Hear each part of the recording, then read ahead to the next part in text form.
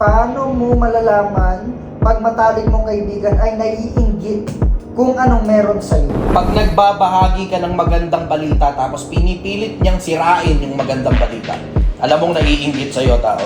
Simple ang konsepto. Magbahagi ka ng magandang balita, tignan mo yung reaksyon ng tao. Pag nakikituwang kasama mo, totoo na dito. Pero kapag ang dating para bang sinisiraan yung magandang balitang ibinabahagi mo sa kanya na na-promote ka sa trabaho, sasabihin niya sa'yo, hindi, mahirap ang trabaho yan. Meron akong bagong negosyo, nako, delikado yan, risky yan. Alam mo na naiinggit sa'yo kaibigan mo.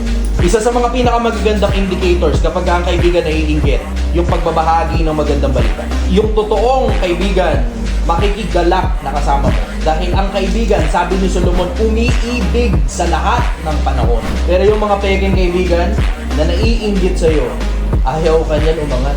So pipilitin niya na lahat ng pagkakataon na meron ka na ibinibigay sa'yo ng tadhana o ginagawa mo para sa sarili mo, para sa pamilya mo, pipilitin kang hatakin pababa, sisiraan niya lahat ng pagkakataon na maibibigay sa'yo ng kahit na sino.